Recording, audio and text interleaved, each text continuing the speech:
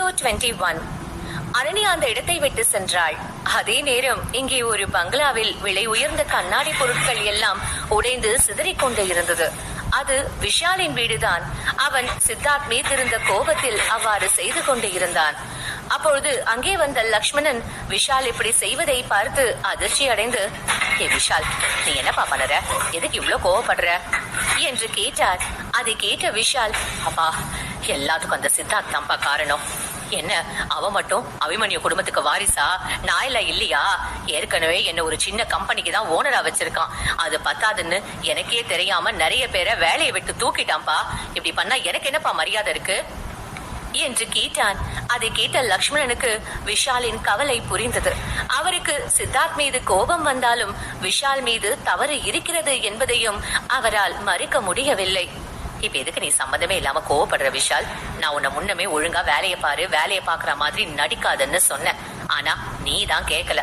இப்போ அந்த சித்தார்த் உண்மை என்னன்னு கண்டுபிடிச்சிட்டான். அதான் அவன் இந்த மாதிரி பண்ணிட்டான். அவனுக்கு சும்மாவே கோபம் வரும். இப்போ சொல்லவா வேணும்? நீ மட்டும் ஒழுங்கா இருந்திருந்தா உனக்கு இந்த நிலைமை வந்திருக்குமா என்று கேட்டார். அவர் அப்படி கேட்டதும் விஷாலுக்கு பயங்கர கோபம் வந்தது. தன்னுடைய சொந்த அப்பாவே சித்தார்த்திற்கு சலாம் போட சொல்கிறாரோ என்று தோன்றியது அவனுக்கு. பா, என்னப்பா சொல்றீங்க? நம்ம இப்படி சித்தார்த்துக்கு கும்பிட்டு போட்டுட்டே இருந்தா நம்ம வாழ்க்கை நல்லா இருக்குமா? இந்த அபிமன்யு குடும்ப சொத்து எல்லாத்துக்கும் அவன்தான் ராஜா மாதிரி பண்ணிட்டு இருக்கான். உங்களுக்கு தெரியுமா, நம்மள எல்லாரும் சித்தார்த்த உறிஞ்சி குடிக்கிற அட்டைன்னு சொல்றாங்க. அதாவது வேலை எதுவும் பார்க்காம சொகுசா அவன் காசுல உட்காந்து சாப்பிடுறோமா? இத பத்தி உங்களுக்கு ஏதாவது தெரியுமா என்று கேட்டான் விஷால். அவன் அப்படி சொன்னதும் லக்ஷ்மணனுக்கு பயங்கரமாக கோபம் வந்தது. அவர் அவனை பார்த்து, போது நிறுத்து விஷால் என்று கோபமாக கத்தினார். அவர் குரலை கேட்ட விஷால் சற்றென்று அமைதியானான். டேய் விஷால், நீ என்ன உன்னையே ஹீரோன்னு நினைச்சிட்டு இருக்கியா? நீ எல்லாம் சரியான வேஸ்டா. உன்னாலதான் நம்ம இப்போ இந்த நிலைமையில இருக்கோம். நீ மட்டும் கொஞ்சம் பொறுப்பா நடந்திருந்தா உன் தாத்தா உன்னையும் மதிச்சிருப்பாரு. ஆனா நீதான் சும்மாவே சுத்திட்டு இருந்தியே, அதான் இப்ப இந்த நிலைமையில இருக்க என்று சொன்னார். அதை கேட்ட விஷாலுக்கு கோபம் இன்னும் அதிகமானது. அப்பா, நீங்க சும்மா என்ன மட்டும் சொல்லாதீங்கப்பா. தாத்தாவும் மோசம்தான். அவர் எனக்கு கிடைக்க வேண்டிய சொத்து எதையும் எனக்கு தராம எல்லாத்தையும் தூக்கி அந்த சித்தார்த் பொறுப்புல கொடுத்துட்டாரு. அவனுக்கு கொடுத்த அளவுக்கு எனக்கும் கொடுத்திருந்தா நானும் இந்நேரம் பெரிய ஆளாகி இருப்பேன் என்று சொன்னான் விஷால். அதை கேட்ட லக்ஷ்மணனுக்கு கோபம் தான் வந்தது. ஆனாலும் அவர் அமைதியாக இருந்தார். இவர்கள் இருவரும் என்னதான் பெரிதாக உழைக்கவில்லை என்றாலும் அவர்கள் இன்னும் அபிமன்யு குடும்பத்தில் ஒருவராகத்தான் இருக்கிறார்கள். அதனால் இவர்களுக்கு என்று சில சலுகைகள் உண்டு. ஆனால் அந்த குடும்பத்தின் முக்கியமானவர்களாக இருந்தது சித்தார்த் குடும்பம்தான். தன்னுடைய மகனின் நிலையை பற்றி யோசித்தவர் மெல்ல அவன் பக்கம் திரும்பி, இங்க பாரு விஷால், நீ என்ன பண்ணுவியோ எனக்கு தெரியாது. ஆனா நீ கூடிய சீக்கிரம் நல்ல பேர் எடுத்தாகணும். இனிமே வேலை பண்ற மாதிரி எல்லாம் நடிக்காம நீ உண்மையாவே வேலை பாரு. அப்பதான் என்னால உன் தாத்தா கிட்ட பேச முடியும். உன் தாத்தா மட்டும் மனசு வச்சாருனா நீ எங்க வேணா போகலாம். சோ இனி சீரியஸா இரு, இல்லனா நீ வாழ்க்கை முழுக்க சித்தார்த் கால் கீழதான் இருக்கணும் என்று சொன்னார் லக்ஷ்மணன். அதை கேட்டவனுக்கு தான் இனிமேல் விளையாட்டுத்தனமாக இருக்க முடியாது என்பது புரிந்தது. அடுத்த நாள் காலை அனன்யா மித்ரனை எழுப்ப சென்றாள். அப்பொழுது அவளுக்கு HR-இடமிருந்து கால் வந்தது. அதை பார்த்தவள் கண்டிப்பாக தனக்கு வேலை இல்லை என்று நினைத்து கொண்டு போனை எடுக்க அவளை ஆச்சரியம் கொள்ள செய்யும் வகையில் அவளை வேலைக்கு சேர்ந்து கொள்ள சொல்லி சொன்னார் HR. அதை கேட்ட அனன்யா ஆனந்த அதிர்ச்சி அடைந்தாள். அவள் அவரிடம் பேசிவிட்டு போனை வைத்துவிட்டு வேகமாக சென்று மித்ரன் முகம் முழுவதும் முத்தம் கொடுத்தாள். அவள் முத்தம் கொடுத்ததில் எழுந்த மித்ரன் தன்னுடைய அம்மாவிற்கு என்ன ஆனது என்று பார்த்தான். மித்துக்குட்டி, அம்மாவுக்கு வேலை கிடைச்சிடுச்சு. அம்மா ரொம்ப ஹாப்பியா இருக்கேன்டா என்று சொன்னாள். அதை கேட்ட மித்ரன், எனக்கு முன்னாடியே தெரியுமா உங்களுக்கு வேலை கிடைக்கும்னு, நானும் ரொம்ப ஹாப்பி என்று சொன்னான் மித்ரன். அவன் இன்னும் பாதி உறக்கத்தில் தான் இருந்தான். ஆனாலும் அவன் அம்மாவிற்காக அவனும் உற்சாகமாக பேசினான். அவர்கள் சத்தமாக பேசிக் கொள்வது அந்த அறையை தாண்டியும் எதிரொலித்தது. அதை சித்தார்த் கீழே காஃபி குடித்துக் கொண்டு இருந்தான். அவனுக்கும் அந்த சத்தம் கேட்டது. அவன் மேலே சென்று என்ன சத்தம் என்று பார்க்க நினைத்தான். அவனை பார்த்த செண்பகம், பரவாயில்லப்பா, கடைசியா இந்த வீட்லயும் சிரிப்பு சத்தம் எல்லாம் கேக்குது. கல்யாணம் ஆனதால வந்த இந்த மாற்றம் உனக்கு பிடிச்சிருக்காப்பா என்று கேட்டார் செண்பகம். அதை கேட்ட சித்தார்த் தன் மனம் என்றும் இல்லாத அளவுக்கு அமைதியாக இருப்பதை உணர்ந்து கொண்டான். அவன் வேறு எதுவும் பேசவில்லை. சித்தார்த்திற்கு இது போல சத்தம் போட்டு பேசுவது எல்லாம் சுத்தமாக பிடிக்காதுதான். ஆனாலும் அவன் இதை தடுக்கவில்லை. கொஞ்ச நேரத்தில் மித்ரனை தயார் செய்த அனன்யா அவனை கீழே அழைத்து வந்தாள். அப்பொழுது அவள் கண்கள் சித்தார்த்தை பார்த்தது. அதை பார்த்ததும் அவள் மனதிற்குள், ஆஹா, இவர் நம்ம பேசுவதை கேட்டிருப்பாரோ என்று மனதிற்குள் கேட்டுக்கொண்டாள். அவள் என்னதான் எதுவும் தவறாக பேசவில்லை என்றாலும் அவள் மனம் சற்று பதட்டம் கொண்டது. அவள் எதுவும் பேசாமல் நிற்க அவர்களை பார்த்த செண்பகம், அட என்னம்மா அங்கே நிக்கிறீங்க, வாங்க வந்து சாப்பிடுங்க என்று சொன்னார். அதை கேட்ட அனன்யா லேசாக புன்னகை செய்தபடி அங்கே வந்து உட்கார்ந்தாள். டைனிங் டேபிளில் உட்கார்ந்ததும் மித்ரன் சித்தார்த்தை பார்த்து, அப்பா, உங்களுக்கு ஒரு விஷயம் தெரியுமா? அம்மாக்கு வேலை கிடைச்சிடுச்சு. சோ அம்மாவால இதுக்கு மேல வேலைக்கு போக முடியும் என்று சொன்னான். அதை கேட்ட அனன்யா சந்தோஷமாக சிரித்தாள். நீண்ட நாட்களுக்கு பிறகு அவளுக்கு கிடைத்திருக்கும் முதல் வேலை. அதனால் அவளால் சந்தோஷப்படாமல் இருக்க முடியவில்லை. அவளை பார்த்த சித்தார்த், நீ என்னவோ உன் பாஸ் ரொம்ப மோசம்னு சொன்ன, இப்ப பார்த்தா அவர் அவ்வளவு மோசம் இல்ல போலையே என்று கேட்டான். அவன் அப்படி கேட்டதும் தர்ம சங்கடமாக சிரித்தவள், ஆமா, அது உண்மைதான். அவர் கொஞ்சம் நல்லவராதான் இருக்காரு. நான் தான் தப்பா நினைச்சிட்டேன். அவர் மட்டும் நான் நேர்ல பார்த்தா என் மனசுல இருந்து அவருக்கு நான் நன்றி சொல்லுவேன் என்று சொன்னாள். இந்த அனன்யா தன்னோட மனசுல என்ன இருக்கோ அதை அப்படியே பேசுறா. இதெல்லாம் நல்லதா கெட்டதான்னு தெரியல என்று மனதிற்குள் நினைத்து கொண்டான் சித்தார்த். அவன் அருகில் அமைதியாக சாப்பிட்டுக் கொண்டிருந்த மித்ரனை பார்த்த சித்தார்த், மித்து, இந்நேரம் நீ ஸ்கூல் போக ஸ்டார்ட் பண்ணிருக்கணும்ல என்று கேட்டான். அதை கேட்ட அனன்யா சித்தார்த்தை பார்த்தாள். அவளும் மித்ரனை ஸ்கூலுக்கு அழைத்து செல்ல வேண்டும் என்று தான் நினைத்தாள்.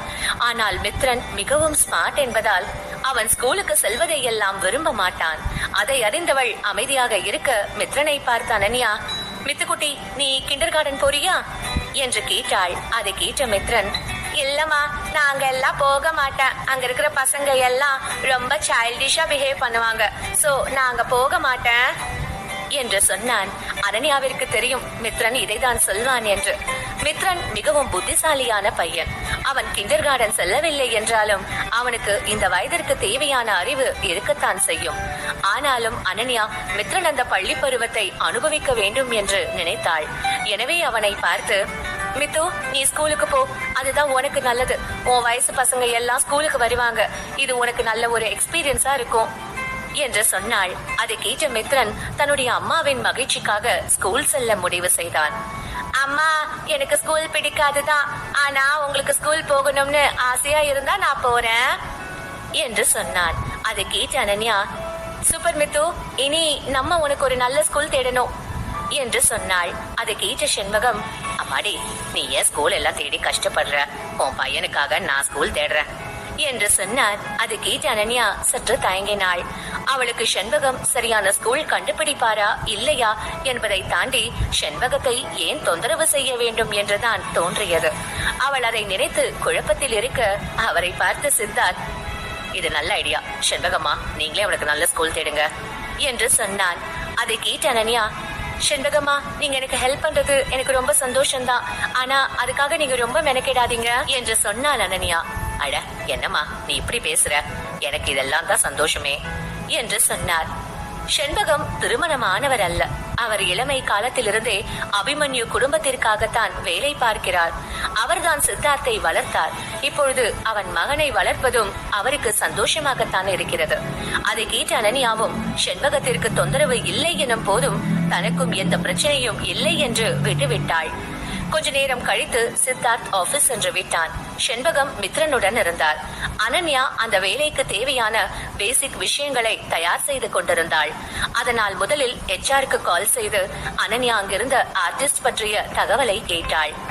அந்த மேனேஜரும் கொஞ்சம் நல்லவர் என்பதால் அனன்யா கேட்ட தகவலை அவர் உடனே கொடுத்து விட்டார். அதோடு அவர், அனன்யா, உங்களுக்கு வேற ஏதாவது டவுட் இருந்தாலும் என்கிட்ட கேளுங்க, நான் உங்களுக்கு ஹெல்ப் பண்றேன் என்று சொன்னார்.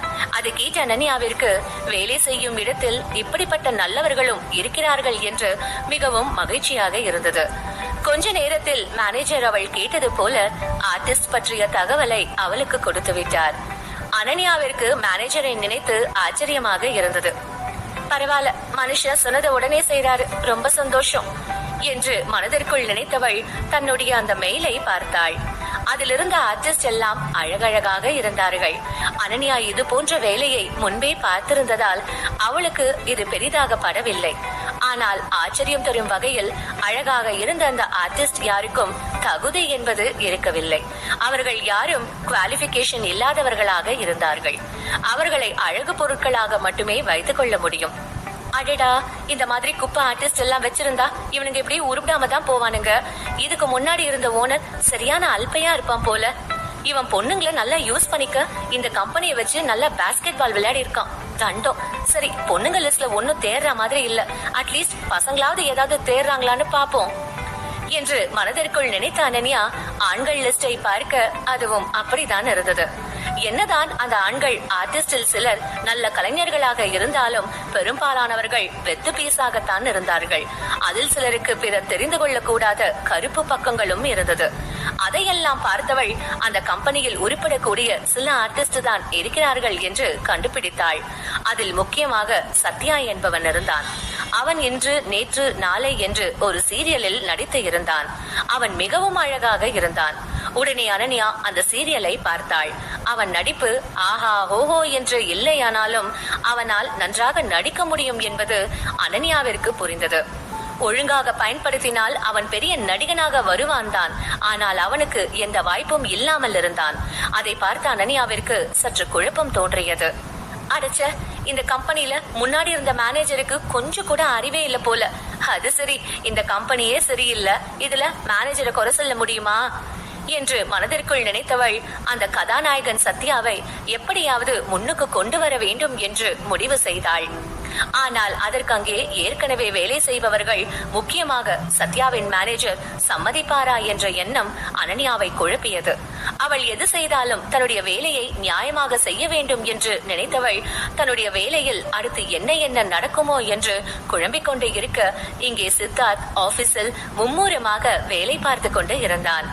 அப்பொழுது அங்கே வந்த அசிஸ்டன்ட் சித்தார்த்திடம் கம்பெனி ரீஸ்ட்ரக்சர் செய்த டாக்குமெண்டை கொடுத்தான். அதை பார்த்த சித்தார்த்திற்கு கோபமாக வந்தது. ஏனென்றால் கம்பெனியில் இருந்த பல நல்ல ஆர்டிஸ்ட் இப்பொழுது இல்லாமல் போயிருந்தார்கள். அதிலும் சிலர் மட்டும்தான் நல்ல நிலைமையில் இருந்தார்கள். அதையெல்லாம் பார்த்தவனுக்கு விஷால் மீது கோபமாக வந்தது. இருந்தாலும் தன்னுடைய கோபத்தை கட்டுப்படுத்தி கொண்டு அதிலிருந்த சத்யாவின் போட்டோவை பார்த்தான். இந்த பையனுக்கு புது ஏஜென்ட் பிக்ஸ் பண்ணு என்று சொன்னான். அதை கேட்ட அசிஸ்டன்ட் ஆச்சரியம் அடைந்தான். அதை கேட்ட அசிஸ்டன்ட் சற்று ஆச்சரியத்துடன், சார், நீங்க புது ஏஜென்ட்னு யார சொல்றீங்க, மிஸ் அனன்யாவா என்று கேட்டான். என்றவன் தன்னுடைய அசிஸ்டன்டை பார்த்து, அப்புறம் நமக்கு நல்ல ஆர்டிஸ்ட் எல்லாம் வேணும், சோ அவங்கள ஃபைன் பண்ணுங்க. இந்த காலத்துல நமக்கு நல்ல ஆர்டிஸ்ட் தான் முக்கியம். இந்த சத்யா மேல ஸ்பெஷல் கண்ணு இருக்கட்டும் என்று சொன்னான் சித்தார்த். அதை கேட்ட அசிஸ்டன்ட்டுக்கு சற்று குழப்பமாக இருந்தது. ஆனாலும் அவனுக்கு சித்தார்த்தை கேள்வி கேட்க மனம் இல்லை. அதனால் சரி என்று தலையசைத்தான். சித்தார்த் மேலும் சில விஷயங்களை சொன்னான்.